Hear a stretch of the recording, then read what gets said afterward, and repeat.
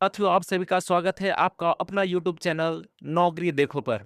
दोस्तों, फिर से एक और नया वैकेंसी लेकर आ चुके हैं और इस वैकेंसी का नाम है बिहार कर्मचारी चयन आयोग, यानी कि बिहार एसएससी। बिहार एसएससी में लोकल डिविजनल क्लर्क यानी कि एलडीसी का पोस्ट आ चुका है दोस्तों। एलडीसी के साथ साथ एक और है कल्याण व्यवस्थापक का पोस्ट है। चलिए इस ऑफिशियल नोटिफिकेशन को देखते हैं कि क्या क्या इसमें दिया गया है। सबसे पहले इसको हम बड़ा कर लेते हैं जिससे आप लोग भी अच्छे से देख पाइएगा। देखिए, ये बिहार कर्मचारी चयन आयोग का ये है किसके लिए, तो सैनिक कल्याण निर्देशालय निदेशालय। ठीक है। अब ये सबसे पहली बात कि इसका ऑनलाइन रजिस्ट्रेशन कब से कब होगा, तो सबसे पहले इसका होगा 25 तारीख से, यानी कि 25 अप्रैल से 21 मई तक होने वाला है ये। अब इसके बारे में धीरे धीरे देखते हैं, इसके बारे में क्या सिलेबस है, क्या इसका एग्जामिनेशन प्रोसेस है, किस लेवल का है, क्या है, इसके बारे में जानते हैं। तो यहाँ सबसे पहली बात कि आप ये भर किसको सकते हैं, कौन लोग भर पाइएगा, सबसे पहले उसके बारे में बात करते हैं।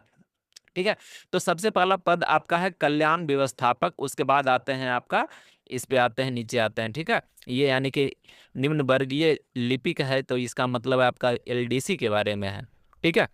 तो अब इसमें देखिए वेतनमान लेवल क्या है, तो वेतनमान आपका है लेवल 3 है और इसका लेवल 2 है, यानी कि अब योग्यता देखते हैं कि योग्यता क्या है, इसका शैक्षणिक योग्यता क्या होना चाहिए, तो ये इंटरमीडिएट है या उसके समकक्ष, मतलब होता है कोई भी डिप्लोमा कोर्स, उसके समकक्ष डिप्लोमा, जितना भी डिप्लोमा है सब 12th लेवल पे आएगा। और उसके साथ साथ क्या योग्यता होना चाहिए, तो भूतपूर्व हवलदार से सूबेदार, मेजर, नौसेना एवं वायुसेना के समकक्ष तक।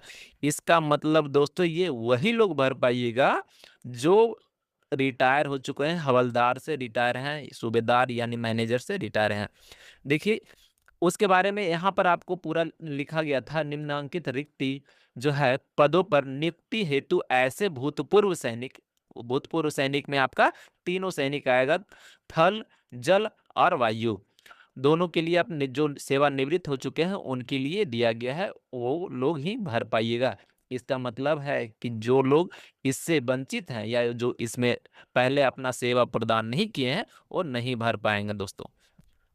दूसरा लेवल आपका है, दूसरा जो ये है एलडीसी है, इसमें वेतनमान इसका लेवल 2 है और इसका है आपका शैक्षणिक योग्यता है कंप्यूटर संचालन आना चाहिए, यानी कि टाइपिंग थोड़ा आना चाहिए। टाइपिंग किसका, तो हिंदी एवं इंग्लिश का।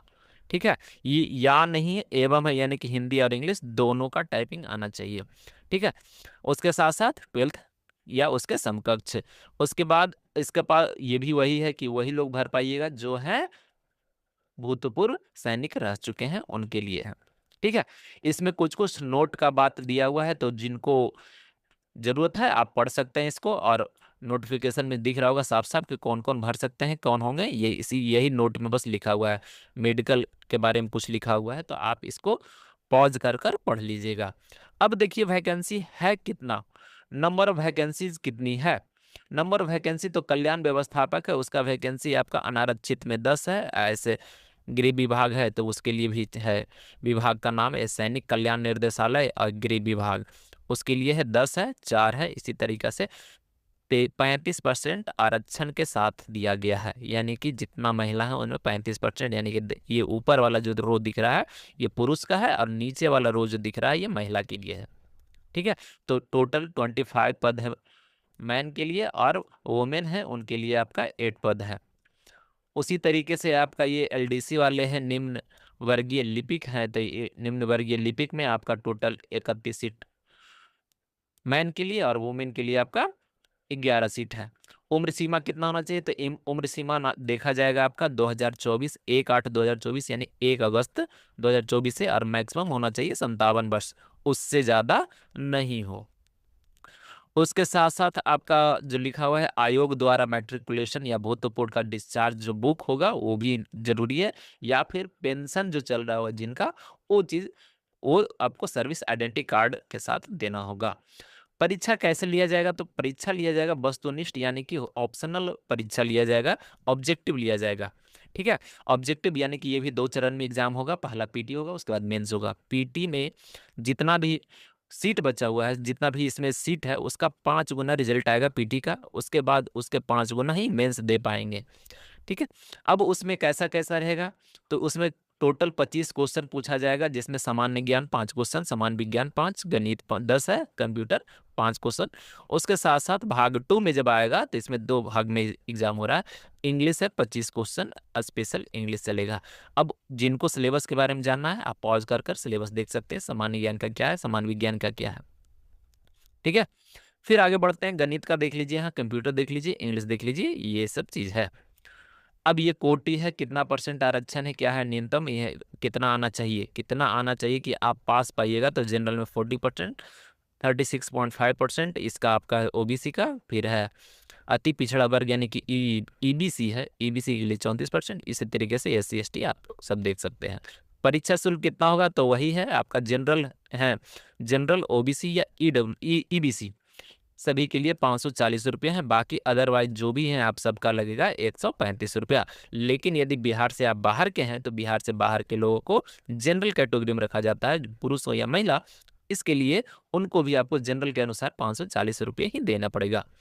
ये भाड़ा कहाँ जा रहा है, तो भाड़ा जाएगा आपका ऑनलाइन पोर्टल है, ऑनलाइन रजिस्ट्रेशन आपको करना होगा, 25 से 21 के बीच ही आपको सब कुछ जमा करना होगा। ये पोर्टल आपको दिखा देते हैं, पोर्टल कहाँ गया था, ऊपर ही आपको लिखा रहेगा, ये देखिए bssc.bihar.gov.in पे आपका ये सब रजिस्ट्रेशन होगा, फॉर्म भरा जाएगा। ठीक है। फिर से आ जाते हैं नीचे कि क्या क्या है दिव्यांग का। अब इसमें एक चीज़ आप ध्यान रखिएगा, जिनको आरक्षण चाहिए, आरक्षण के लिए आपको अस्थायी पता आपको होना चाहिए बिहार का, उसके साथ साथ आपका कैटेगरी का बना हुआ रहना चाहिए। जैसे कि ईडब्ल्यूएस है तो जिनका ईडब्ल्यूएस बना रहेगा, ओबीसी ओबीसी बनाएंगे यानी एनसीएल बना के रखेंगे। उसी तरीके से आपका एससी एसटी है तो अपना कास्ट सर्टिफिकेट बना कर रखिएगा, तभी आपको मिल पाएगा। ठीक है, बस यही सब है। और जिनको भी कुछ चाहिए या ऑफिशियल देखना चाहते हैं तो आप साइट पर जाकर आप ऑफिशियल ये नोटिफिकेशन है और डाउनलोड कर सकते हैं और देख सकते हैं। फिर यदि दोस्तों आप इतना लास्ट तक पहुंच गए हैं तो एक काम आप करते जाइएगा कि इसको आप इस चैनल को सब्सक्राइब कर दीजिए, उसके साथ साथ अपने दोस्तों को भी शेयर कर दीजिए इस फॉर्म के बारे में, या आगामी कोई भी फॉर्म आएगा, कोई भी नियुक्ति पत्र कुछ ही तरह का आएगा किसी तरीका का, तो आपको इस पे मिलता रहेगा। चलिए मिलते हैं फिर से दोस्तों नेक्स्ट आपका नेक्स्ट वैकेंसी में। तब तक के लिए आपको जय हिंद, जय भारत, धन्यवाद।